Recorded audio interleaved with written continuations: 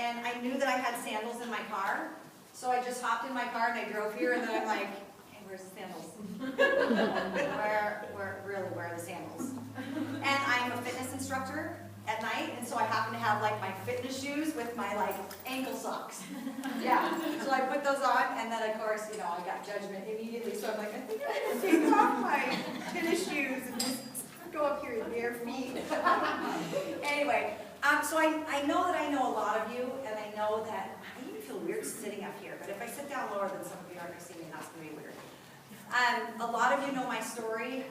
Certainly some of you don't know my story, and instead of coming up with an outline and talking about what I think I'm going to talk about and trying to stick with an outline, I found that typically when I share the story of what God's done in my life, it never sounds the same. And so if I go with an outline that I already have pre-planned in my mind what's going to be shared, and if I just seriously give that up and say, I don't know what's going to be shared, but I'm just going to start from the beginning and see where it goes, it usually ends up working out nicely. But of course, there's always that part in the back of my head that says, but if I don't have an outline, because I'm a prepared person, but if I don't have an outline, then what if it's awful? And so I'm hoping that it's not going to be awful, and I'm hoping that it touches your heart this morning. But the point is that's not up to me, that's up to him, because I'm just going to be here as a vessel to share what he's done in my life. And I'm going to trust that through my words, he's going to be able to speak to you and bless you and touch you. And we will have time for questions and answers, certainly. And then later we'll go and we'll get our tough on, and we'll do some self-defense class moves from 11 to noon, I believe. So, as Adrian said, my name is Nancy McFadden. I'm going to start just literally from the very beginning. I was raised in a household, I'm the youngest of 5 kids. It definitely pays to be the baby. My brothers and sisters, well, first of all, I was so thin as a child that the doctors told my parents, your daughter is grossly thin, it's unhealthy, and so she needs to drink whole milk, and she needs to eat like Twinkies and Ding Dongs and Ho-Hos, and so you need to go out and buy her like anything fattening, whatever she wants, get this fat stuff into her body. So of course, being the youngest of 5 kids, anytime I was mad at my brother or sister, what do you think I did? Oh, well, it's time for me to go grab a Ho-Ho so I can put more weight on. And because they weren't allowed to touch my Ho-Hos. And so I wasn't really a brat, but at the same time, it paid to be the baby, it paid to be underweight. I kind of, learned leverage in life and kind of manipulated the system a little bit. So my brothers and sisters, who do actually completely adore me to this day, I'm thankful that they do. But they still always are like, you were always so spoiled. And I know it goes back to the Ho-Hos and the Twinkies. But anyway, growing up, I was always adventurous. I was always loud. I was always, my brothers and sisters would bring friends over, and I'd be, watch me. And they'd be like, really? Can you just stop? Will you drag me to your friend's house, please? I want to go with you. Some of you have kids. As they're growing up, you may have one of those. They want to go everywhere all the time with the older siblings. Don't leave me behind. I don't ever want to get left behind if there's something fun going on, because to me, life is a party. And I don't want to miss out on any super awesome experiences. Growing up, I'm not quite sure why, maybe because my parents' very good friend was a police officer, but growing up, I knew that I wanted to be a police officer. And Mr. Hinkson, I think his name was, he used to come over all the time, and he had, the gun belt, and the handcuffs, and the extra bullets, and all the stuff around his thing, and I'd always ask him, all about his gun belt. And I literally just knew from the time I was, 3 years old, no kidding, I just knew that that's something that I wanted to do. I wanted to grow up and be a police officer. And so I worked toward that, and even in kindergarten, they interviewed you, and they gave a little booklet that you got to take home at the end of kindergarten that I still have, and it just says, Nancy McFadden, or Nancy Nevard, what she wanted to be when she grows up. And I said, a policewoman on horse patrol. That's what I wanted to be, even from kindergarten. So funny. So I went through school knowing that. I graduated a year early from high school just because they were having a terrible strike in our school district at the time. And my dad was a school teacher, and he said, you can either wait for the strike to end, which could be a couple months, and then you're going to go to school all summer long to make up for it, or you can end up going to college and just taking your one remaining course, Contemporary World Problems, and getting it done, and you can graduate. So I'm like, well, let's do that. So I went to college for 1 day a week for 10 weeks, and I got my diploma, which was awesome. And then I started college classes, because again, I was focused, I was dedicated on, this thing that I wanted to do, this thing that I wanted to be. And so I took my classes, I went through college for a year and a little bit, and then I met a man named Bryce. And I don't really know what happened with the whole Bryce thing, but all of a sudden I did not need to go to school. I did not need to be a police officer, even though I had wanted to be that since I was 3. I did not need to do anything in life but love that man. Like, that was it. Seriously. Goal over, done. Yeah. That was it. So we have a very odd story, not too common. We met at a roller skating rink, which is so unromantic, but I was getting ready to leave the roller skating rink, and he was driving up with a group of teenagers he was a youth pastor at the time, and I was literally like in reverse getting ready to drive out, and one of his youth said, "Hey, Pastor Bryce, let's wave at the girls in that hot Camaro." Oh yes, I had a black Camaro at the time. It was awesome. Got me my man. I don't know what to say about that. There's no moral to that story, but whatever. So they waved, which is completely, if any of you know Bryce, that is so not Bryce. Like, he is quiet and reserved, and you get to know him, and he's completely hilarious, but he is not like a waver of girls in a hot Camaro. And so they waved, and all of a sudden I told my girlfriends, I said, I am going skating. Like, that man just waved, and I know it was to me, and that he is adorable, and I'm going skating. So if you guys need to get a ride home, get a ride home, do whatever, or you can join me, but I'm going skating. Because I thought it was college and career night, and it wasn't college and career night, it was actually junior high night. So I was 18. It did not matter. It was junior high night. I was willing to skate around with junior hires all night long in order to see this beautiful man.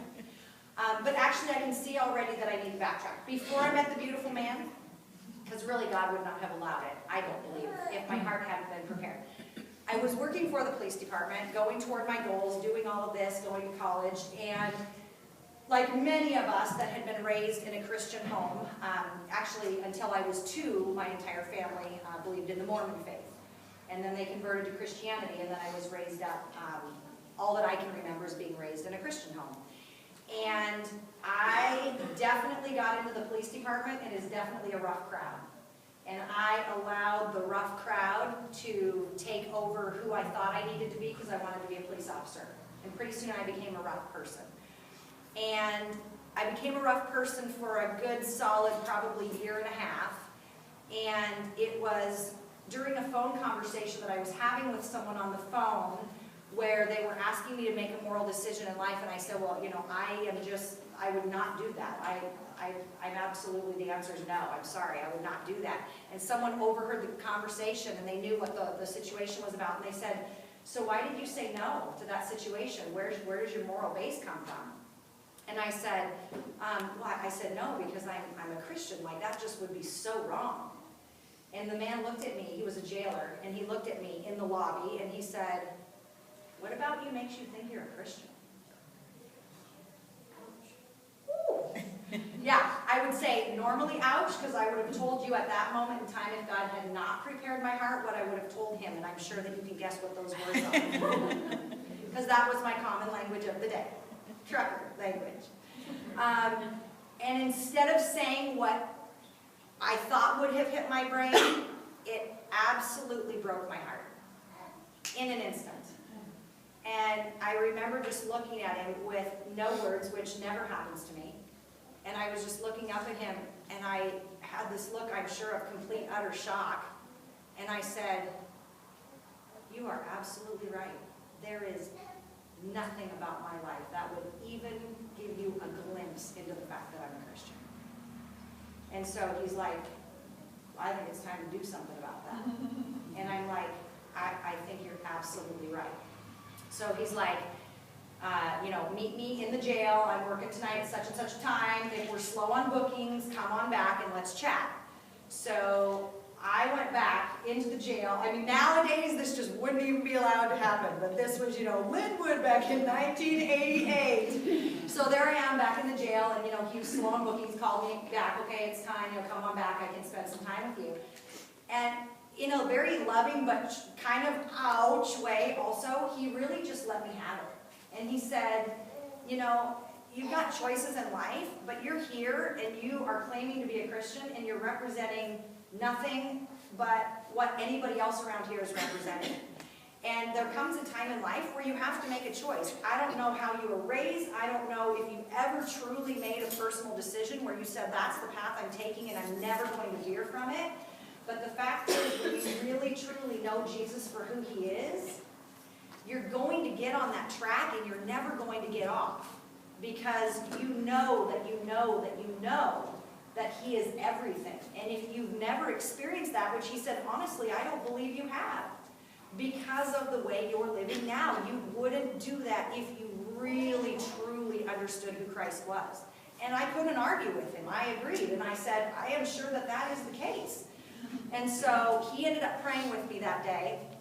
And that really was my birth into the family of Christ. That really was the transition from I grew up in the church, which is one thing, to God has called me out and plucked me out and said, you are mine and I am yours. And from this point forward, our journey is going to be completely different.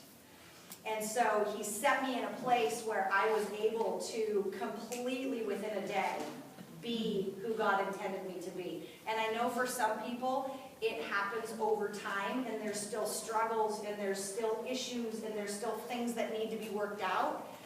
And we're all different. But the way that it was for me was I was living for the world, and I was living in sin, and I was plucked out of that, and I was delivered, and I was granted freedom, and I was granted hope and peace within a day. And so to be back in that environment and to have people see the difference, it was very evident. And so my testimony immediately was to be able to be used. And I would even tell people, what's up with, how everything's changed, And I'd be like, yeah, that's a story, and I'd be happy to share it with you. And you can also go talk to Chris in the jail because he's got great news for you too, So God was able to use a jailer to a punk at a period in time where God had prepared my heart and allowed me to hear what he said instead of telling him naughty words and been on my way. So the moral of that story is, don't give up on your friends that look like they are way too far gone. The ones that you say, whoa, they would never. Because those are the ones that when they actually can see the hope and the truth and the light for what it is, it changes everything. So, okay, so fast forward, meet the man. So then I had gone home and I told my mom, I said, okay, I dated the jerks, I dated the lame guys, I've, dated the guys that I would never end up marrying, or if I did, it would be a nightmare. I really need a godly man. And so, Mom, would you pray with me? And my parents would see the transformation. I mean, they're like, hallelujah, Jesus!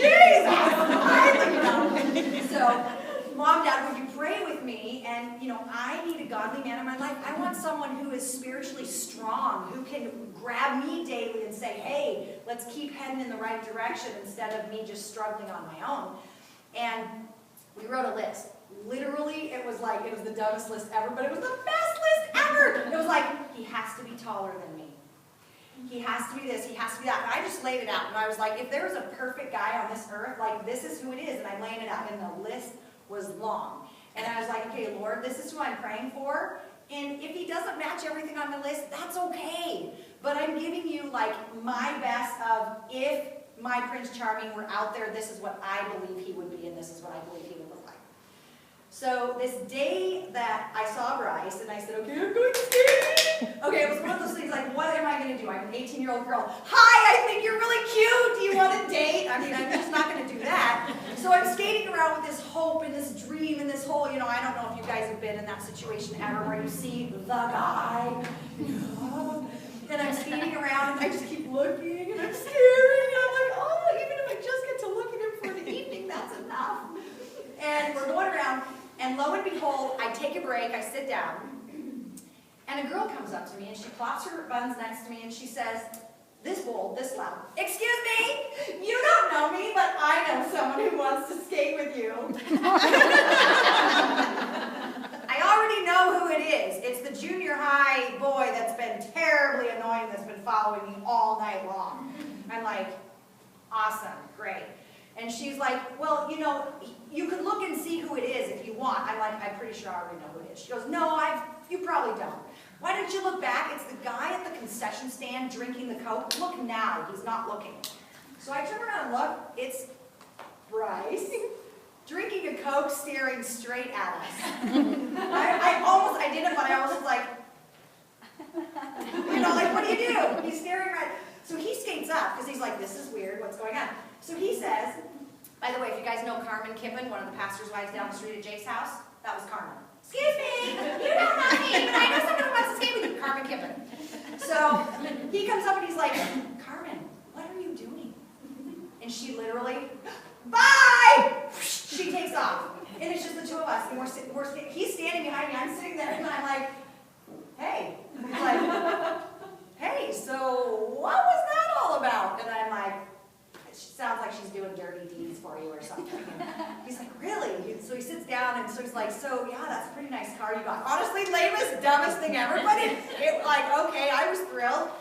So we talk about the car. He actually, his first line, oh, that was what his first line was. After what's going on here, yeah, dirty deeds or whatever. So he goes, how do you afford payments on that Camaro? Yeah, isn't that the best line ever? You can ask him about that one. Yeah, I'm like, monthly payments at a job. He's like, oh, nice, great car. Okay, so then we sit down, we chit-chat. Well, the kids timed it. They go over to the booth and they're like, do the couples skate now. Now, do couples skate now. So we talk for like 2 minutes and then all of a sudden, so, this is how I know they set it up. Grab the hand of the person sitting next to you. Okay, it's a skating rink. Everybody's standing and skating around. Grab the hand of the person sitting next to you and get out off that floor and let's have a couple skate. So he says, would you like to skate? I'm like, sure, that'd be great. So we skate around the whole night long. We find out that we have all of these different things in common, our adventure stories, the things we like to do, the things we love, the things we hate. I mean, it's kind of like, where did you come from? Like, you're amazing. By the end of the night, of course, we needed to play it cool, and we needed to act like it was totally no big deal that we had met each other, because we didn't, know if things were going to proceed, because he was 10 years older than I was. So we both were like, that's a little weird. I'm like, I wouldn't have thought you were 10 years older than me. And he's like, yeah, and I wouldn't have thought you were 10 years less than me. So we kind of had the conversation literally on night one. That's a little creepy. Like, we're not sure how we feel about that, but you're really cool and you're really cool too. So let's just see what happens. So we were playing it safe, playing pool. So at the end, my friend Cheryl's like, so did you get her phone number? And he's like, it's okay, no worries. And she's like, Nancy, did you give him your phone number? I'm like, Cheryl, it's okay, just don't even worry about it. So she starts yelling my phone number out to everybody. No, you guys, it's perfect. We can already tell. Her number is 771. It was 7712345 at the time. Literal. So of course, what do you think happens when I tell him, yeah, my number is 7712345? He goes, right. Oh, I get it. And I go, no, really, really, call the number. I promise you, it's my family real answer. Like, I'm not just giving you a line. And he's like, it kind of sounds like a line. And I'm like, no, it's not a line. It's seriously my phone number. Give me a call. He says, okay, that was on a Tuesday. Okay, I'll call you this weekend. Okay, great. So I go home and I'm like, Mom, I got to get the list. We got to go through the list. Every single thing on the list matched up. The one that concerns me the most was the one where I had written, he needs to be more spiritual than I am. He needs to have more spiritual maturity than me.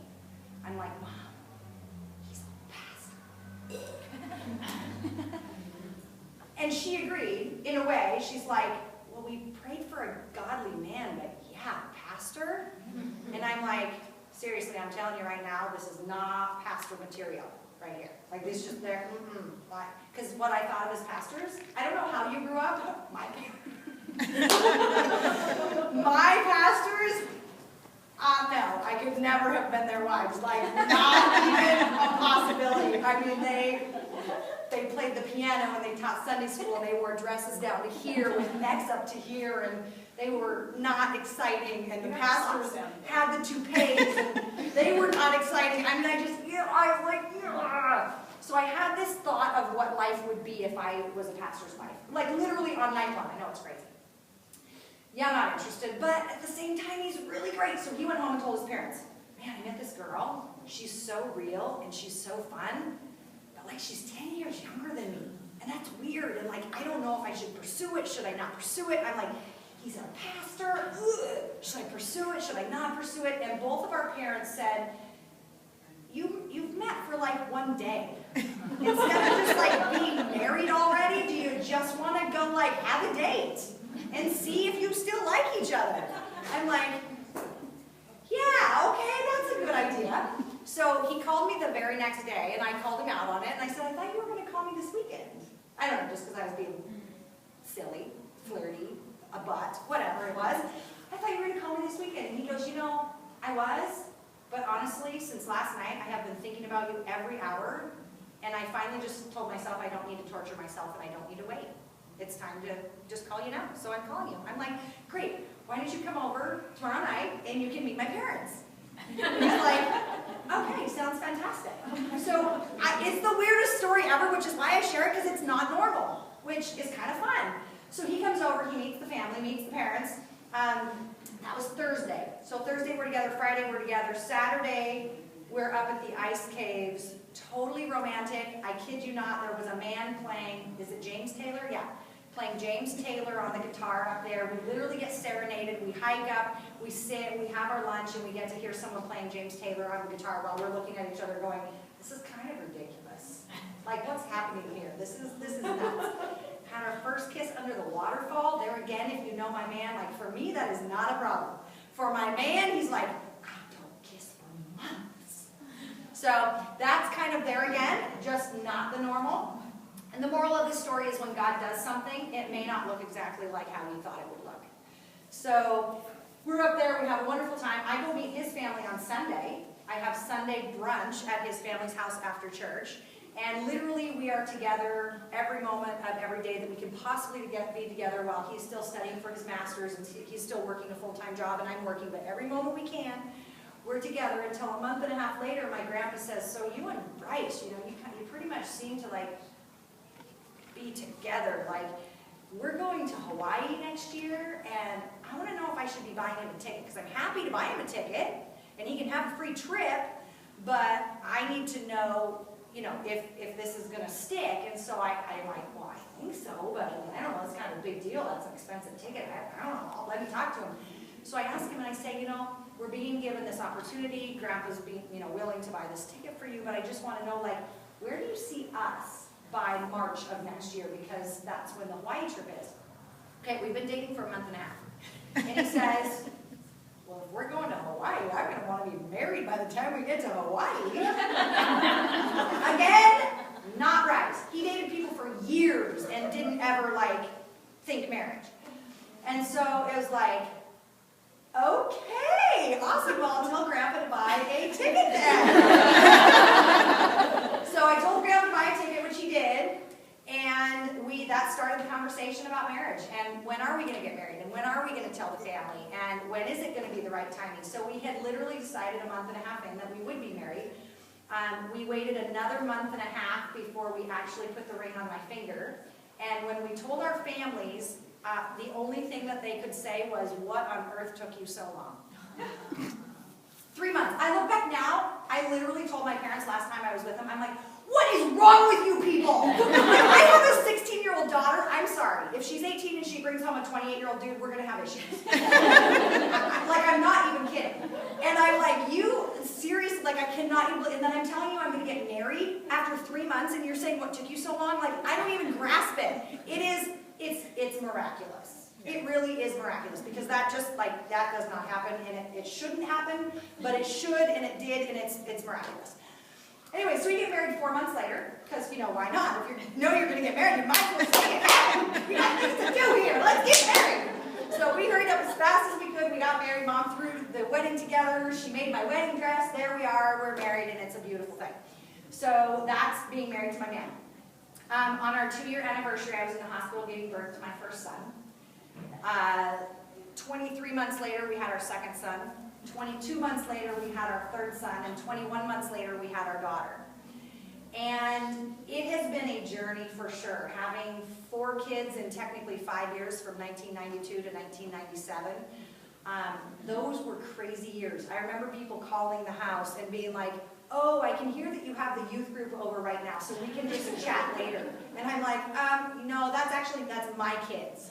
And they're like, oh, noisy family. I'm like, yeah, they're little, there's 4 of them, so you just need to talk now, that's fine. So we went through these years, and God has blessed us so much. We have a crazy story. How we met is completely crazy. Having all these kids so fast is completely crazy. But God's hand has been in all of it, and He has carried us through. Oh dear, I already feel the waterworks are going to come. This is horrible.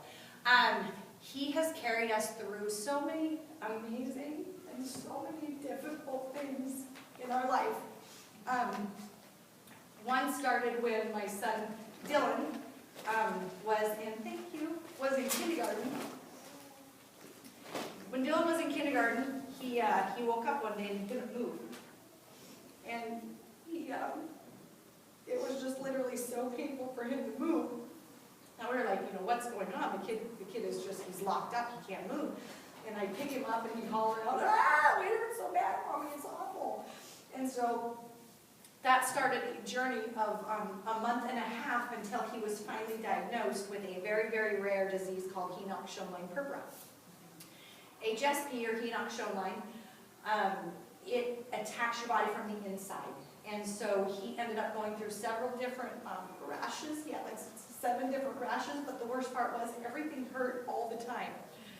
He had blood draws like every 2 days. We had to go back to the doctor. They didn't know if he had leukemia, and they just didn't know. They just didn't know. And I'm crying also because when the story goes on, you'll see why it's just tying everything together. And after a month and a half, Dylan was finally diagnosed with the Henoch-Schönlein purpura. Through the Henoch-Schönlein purpura, because he couldn't move, we ended up getting him Nintendo 64. I don't know if you ever heard the stories, but the kid's sitting in front of Nintendo 64 and the flashy, whatever, all of a sudden we realized he's now diagnosed with epilepsy. So the flashing lights were the first time from the Nintendo 64 that triggered something in his brain, and possibly because of the Henoch-Schönlein purpura, we were down in Seattle one day, and he's like, Mommy, look at the beautiful Christmas tree lights. And I'm like, where are the pretty Christmas tree lights? And he's like, in that tree, right there. And it's like a normal tree. There's nothing going on. It's a tree with no branches, no leaves, it's just a tree. And I'm like, well, what kind of lights are you seeing in the tree? And he goes, Mom, the pretty pink and the purple and green and yellow, and they're flashing and they're so beautiful. And I'm like, I need to set an appointment because my kid's seeing Christmas tree lights that are flashing in a tree and it's just a tree. And so that took us down a journey of discovery and heartache and hard times and not knowing what's going to happen. But the beauty of that is the very day before he was diagnosed with the Henoch-Schönlein purpura, I was in nursing one of the babies, and it was that wrestling with God. And I don't know where you are in your journey, and I don't know where you are in your faith, and I don't know if you're a brand new believer or if you're not a believer or if you've been a believer for years. But life is weird, and at times you'll think about someone because you know you're supposed to be thinking about them at that time, because I believe that God's putting that person on your heart for a reason. I believe that He takes us through, and all of a sudden we kind of just feel like we're supposed to do this thing, and that's the prompting of the Holy Spirit to say, you know what, that's a path that I'm giving you right now. Head down in that direction. And so as I'm getting older, I'm trying to learn how to continue to hear that voice, to respond where He's moving and guiding and leading. There have been very few times in my life where I feel, in fact twice, where I feel like I literally may have audibly heard the Lord, but yet I can't even tell you if it was audible. I'm just not sure if it was, because it was that clear. And one was that night when I was nursing the baby. And God asked me, were you willing to give Dylan up? And I was like, what? He said, are you willing to give him up? He's your firstborn child. I have blessed you with him. Do you trust me that much as his heavenly Father, as your heavenly Father, I am asking you to make a decision. Are you willing to give him up for me as your Lord and Savior? And the answer, after some wrestling and a lot of crying, was, yes, Lord Jesus, I am willing to give him up. And I went in and told Bryce. And I love that Bryce is so human and honest and wonderful. And he says, well, I'm glad that the Lord just brought you through that journey, but I'm not there. He hasn't asked me to go down that journey, and I'm not ready. And I'm like, that's okay. If he's not asking you to make that choice, that is totally fine. But he's asked me, and I've had to make that choice. And so there was almost that whole, well, are you sure that was the right choice to make? You know, kind of thing. But I'm like, yeah, it's all or nothing. That's all we have. You know, we can't hold on to the things of this world that we have no business holding on to.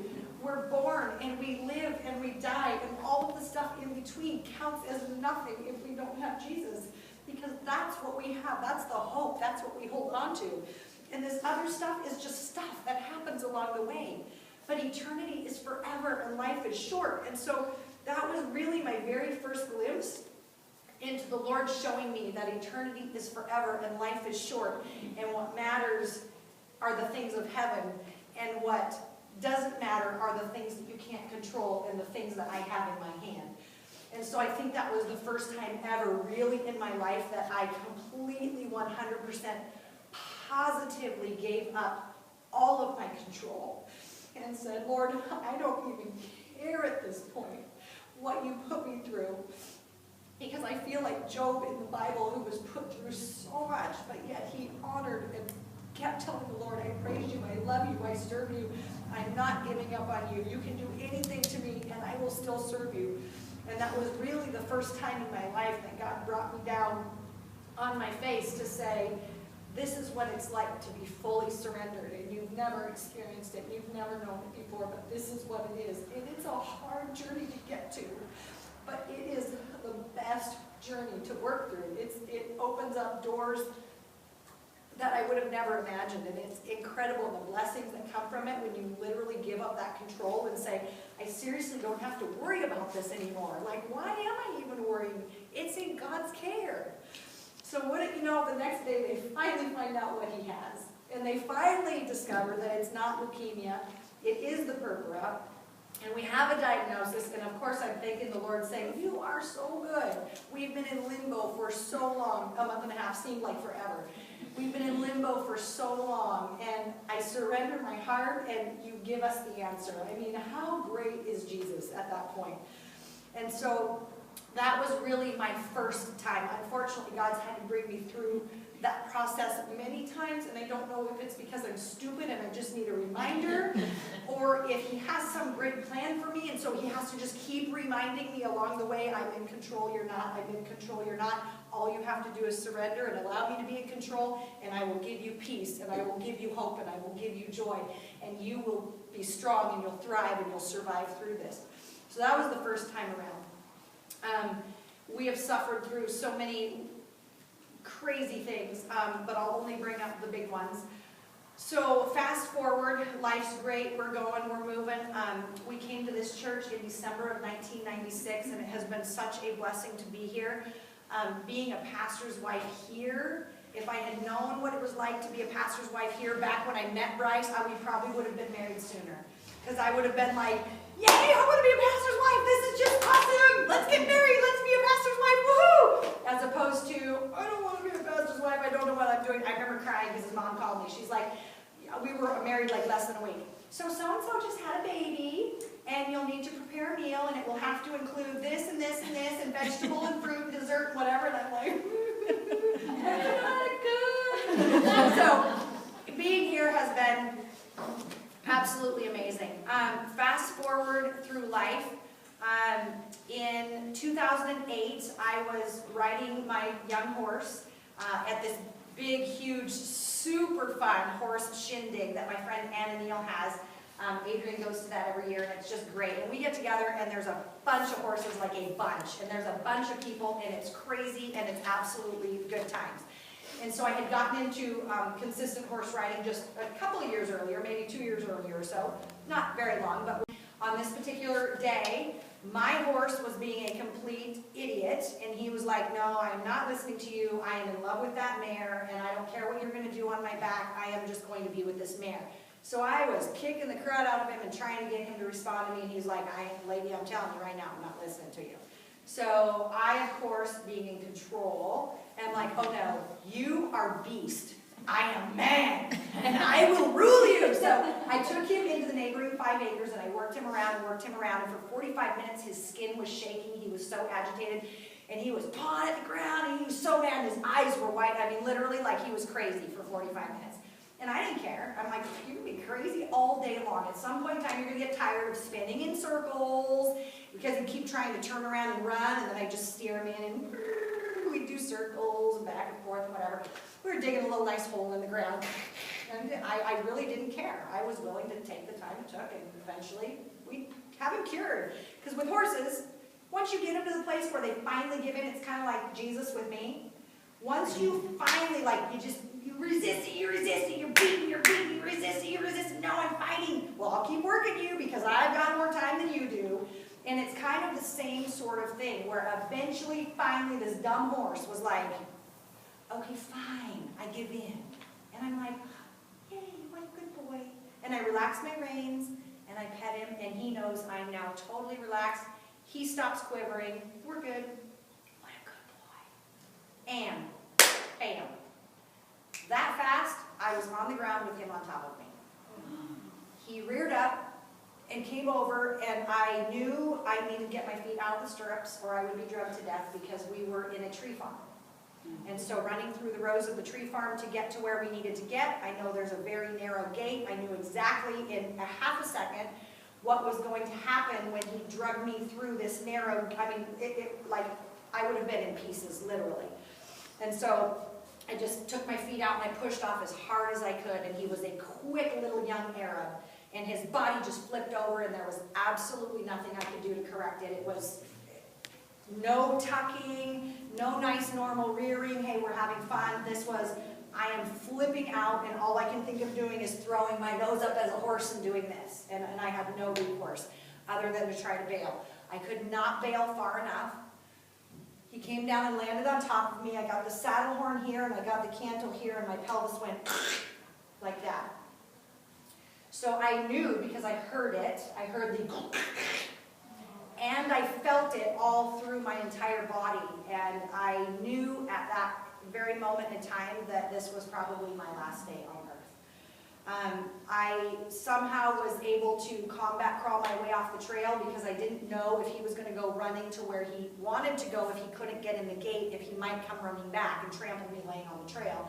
So I got myself as far off the trail as I could, and then I rolled over onto my back and just kept everything still and reached back in my pocket to pull out my cell phone, and sure enough, it still worked. Miracle. So I got on the phone with 911, started to give the information. As a former police officer who is very calm in time of distress, and I'm literally talking like this. Yeah, hi, I just had a horse land on top of me. It broke several bones in my body. I'm bleeding internally, and I do believe that this is going to kill me. I need the medics. Please do not send volunteer firefighters. I need the medics to come and tend to me now. I am at Lazy Acre Tree Farms. I don't know the address. And right about that time, my friend Anna comes running up, and she's like, oh my gosh. And I said, Anna, what's your address? And she's like, oh my gosh. Anna, what is your address? I need to tell the authorities so they can come help me, please. Oh yeah. So she starts giving the address, so I'm rambling off the address, and then I said, okay, now I need to deal with myself, so I'm going to pass the phone to my friend. And I pass the phone, and I just start to literally tell myself, breathe in, breathe out. And that was my only job, and I knew that until help arrived. Breathe in, breathe out. Here's the crazy part of the story. When Anna got on the phone and they were able to verify the address, one moment, we're transferring you to the right jurisdiction. So they transferred to the right jurisdiction. Anna did not know what had happened because she didn't hear me on the phone with 911. The 911 operator did not transfer the information to the new operator that I had broken several things and I was bleeding internally, and the patient believed that they are going to die and you need to send the medics. So while I'm simply focusing on surviving and I can feel myself getting to the line of death literally, and then I'm like, oh no you don't, absolutely not, I'm not going there, I refuse, I have to raise my family, Lord Jesus please. And by the way, when I'm going over, of course some people think, oh, what hit me was literally, and in fact I don't know if I even hollered it out or if it was just in my head, but it was like, oh Lord Jesus, spare my life, bam, and that was it. So I'm praying and I'm just saying, Lord, if it's your will, then that's fine, but I am telling you, I will fight. So if you want to save me, I will do everything I can to save myself. I'm not giving up here. And so I get to that line, oh no you don't, sister, bring it back, start to breathe. And so there was a total error in miscommunication, and the volunteer firefighters arrived and started to try to cut my clothes off, and they were able to get one boot off. But this entire pelvis was completely crushed, and my whole entire leg and left pelvis detached off my body. And it came up a couple inches, so the top of my pelvis was up in here. And so my legs were like this in length, and it was all, and I said, and I had someone holding my legs, it was just so bad, and I kept saying, stop moving, please stop moving, like I just can't take it, I'm gonna pass out from the pain. They're like, honey, I'm not moving at all. I'm like, I feel like you're moving my leg. They're like, I'm not moving. It was probably literally just my heartbeat, and the heartbeat pushing that blood through was causing me to feel like my leg was moving. And so they were gonna start to cut off that boot, and I said, seriously, I have to take control of my own health here. Like, you stop. You cannot, because I'm going to pass out. You don't have the ability to intubate me. I need the medics here. Where are they? Well, oddly enough, there was a second horse accident that day, and that person was being airlifted out. So the helicopters were tied up. There was another horse accident. There was confusion as to which horse accident was the one that was the worst. They tried to call for a helicopter for me. They couldn't get the helicopter. It was a mess. Things often go well and things often don't. This was a day things did not go well. Finally, the medics arrived. They gave me what I needed. They transferred me down to Everett. They took the scans and they said, oh my gosh, you need Harborview. You are so badly broken up. And I was like, yeah, I'm not surprised. So don't remember that part of the trip at all. Ended up in Harborview for 7 days. There was a period in time in there when I was not sure if I was going to survive. I did survive, and they let me go 7 days later after having surgery, and I'm all titanium bolted. My pelvis is fused and fixed, so like when you sit down, you get a little bit of relief because your pelvis kind of moves and gives you that little bit of relief. Mine goes, and it's just, you know, when I dance or jump or move or do whatever, it's just this brick, this block. So because of that, they said, you know, you're never going to be sane. I'm sorry, we did the very best we could, but you're never going to be the way that God created you, and so that's going to cause you limitations, and you're going to have arthritis, and you're going to be in a wheelchair sooner, and you're going to have difficulty walking, and this, and this.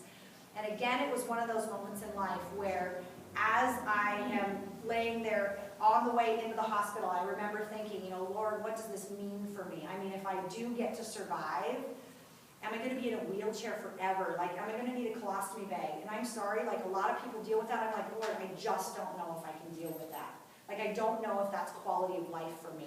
But yet I want to raise my kids, and so I'm basically having this conversation with him as we're going down in the ambulance of, you know, ultimately I'm yours and you can do with me what you want, but I'm asking you that if I can just at least not have a colostomy bag, that would be really amazing. And if I'm in a wheelchair, then that's fine. I will praise you nonetheless in a wheelchair. And if I have to use a walker for the rest of my life, that's fine. I will praise you nonetheless, because you have brought me to places prior in my life where I understand that this is not going to be the end of my story. Regardless of whether you allow me to survive or you bring me home, this is the beginning of my journey. So it's either the beginning of my journey in eternity with you, or it's the beginning of my journey down the path that I trust you'll open doors for me, and wherever you land me is where you're going to use me and where I need to be. And so through that time, you know, I remained in a hospital bed for several months. Bryce had to actually buy a hospital bed at the house before they even let me come home. And recovery was not easy. It was hard. Your sweet husband. It's amazing how I can talk like I'm totally fine and then think of one thing and it just takes me to tears immediately. Your husband was instrumental in God using him to make me well. And I was just telling the class that the other day when he was there doing physical therapy, but my physical therapy with him was so awful. It was the worst. It was the worst. It hurt so bad, and I wanted to die all over again. And he would say, is it too much? We can stop. And I'm like, no, I don't want to stop. We have to keep going. We have to push. I have to give everything because I have to know. And I have given 100% of myself to the process. Because if I don't fully commit, then I can't trust that God's going to put me where He intends for me to be. But I have to fully engage and fully surrender and fully commit to the process of health and healing. Otherwise, I won't get where I'm supposed to be. He's like, okay then, let's move on. Ah! But that was such a blessing to have someone who understood my faith, who said, I get it, it makes sense, keep pushing, you can do better than that, you can do better than that, come on, let's go, let's go, let's go. And I think having someone to root in your corner, and I think this MOPS group is amazing, because you have people who are with you rooting in your corner, who say, if you're ready, and if you're dedicated, and if you're going to give 100% of yourself in surrender, then we're backing you, come on, you can do better, come on, we're here for you, we've got your back. And that's such a beautiful, amazing thing that I think, I don't know how the world who doesn't have the Lord, I don't even know how they survive. Like, I don't even get it. I'd be a wreck. Well, you think I'm a wreck, but I'd be miserable. And I'm not miserable. My tears honestly come from tears of joy and tears of happiness and tears of hope and tears of peace that God has brought me through such difficult things. And yet, I'm the happiest person I know, and it stems from the joy that Christ has done in me. So He's brought me through this journey, and then He's placed me in a place. Adrian's like, hey, let's go do Zumba. You really need to get out of the house. And I'm like, Zumba? What is that? And she's like, don't worry about it. It's great. You're going to have fun. I'm like, I can't even walk. I'm like with a limp. What am I going to do? She's like, it doesn't matter. So I walked in, told the instructors, please don't call me out. I can't move. I can't do anything. But apparently this is going to be really fun.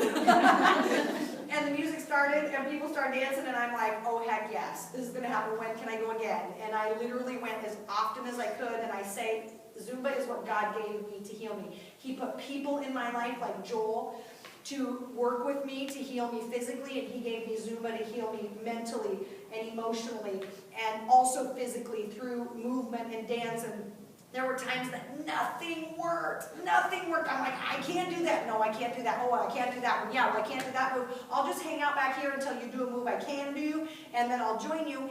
And again, it's amazing the spiritual transformation of what God's teaching me in this moment to say, it's okay that you can't do everything. But you can do something. Do what you can do. Don't try to do everything. I haven't gifted you like that person and that person. That person can move and dance and shake their hips like nobody's business. Well, guess what? You can step forward and back. And yeah, it hurts and it's limping, but you can do it, so do it. And the spiritual connotation to me looking back now is that's where we are all at spiritually. Well, I'm not a pastor's wife, so what? Well, I'm not an elder. Well, I'm not a this. I don't do that. Well, I'm not able to attend church every Sunday. Well, I can't. Well, I can't. Well, I can't. And I think life is so full of us being able to say, I can't.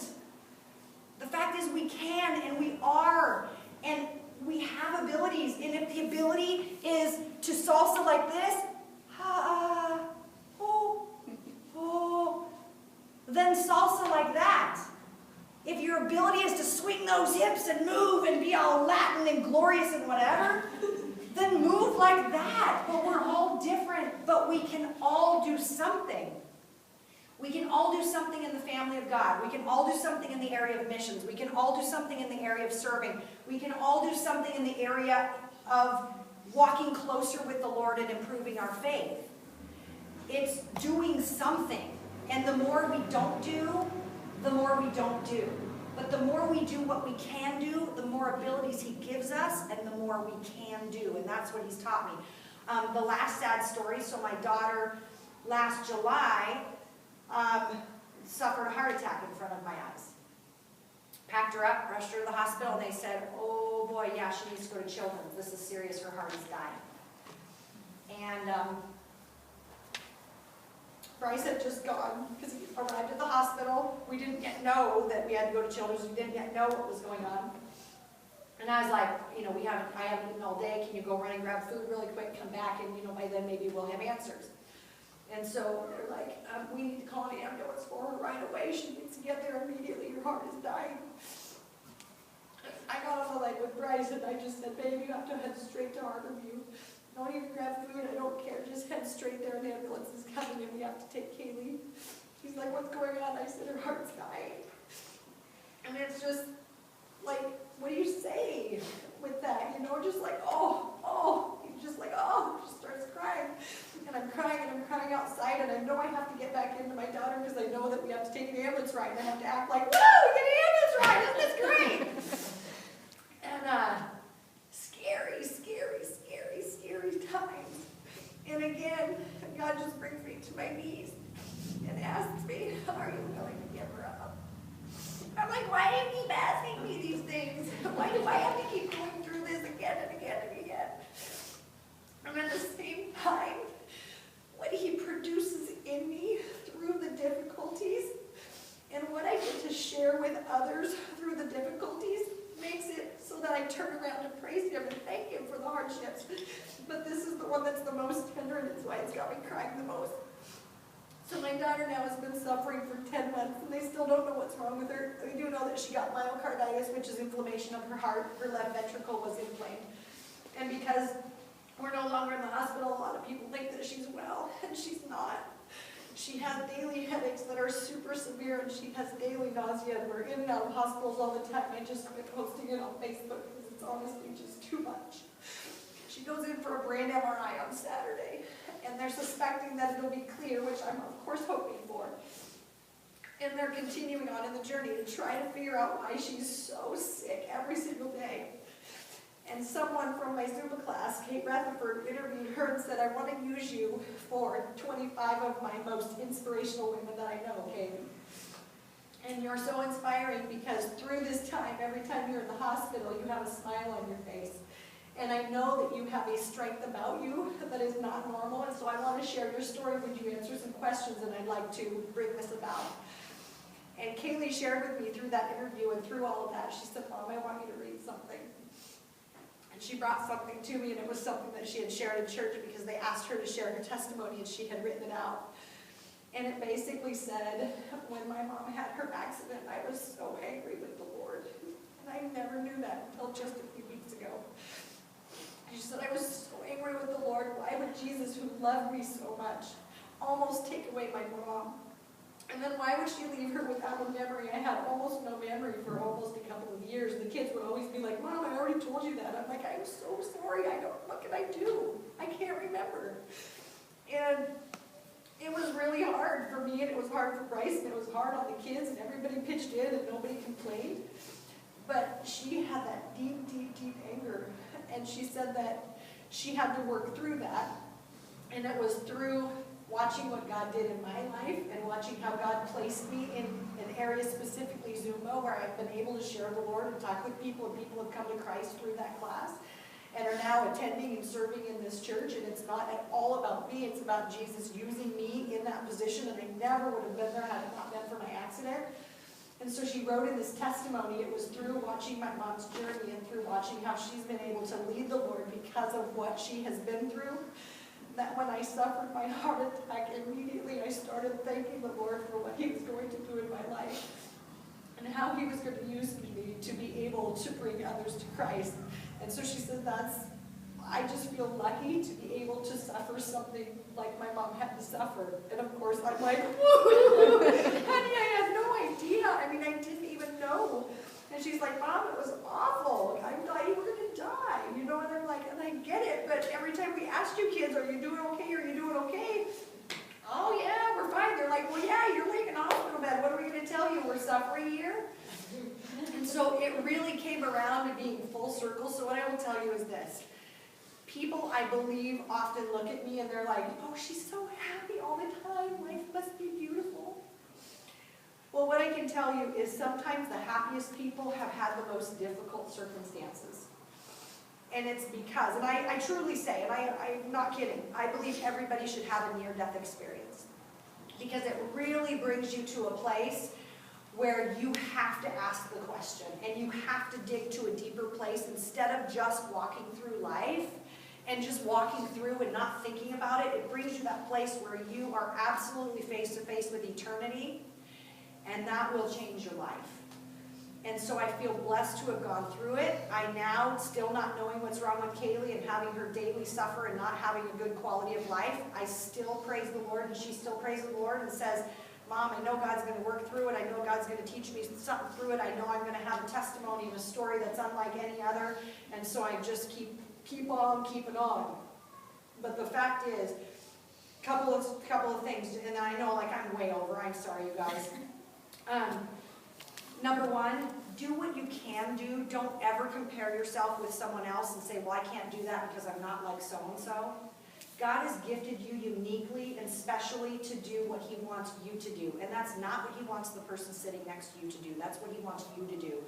The other thing I learned, don't be bound by fear. Fear is so ridiculous. It's just like the candy of the enemy.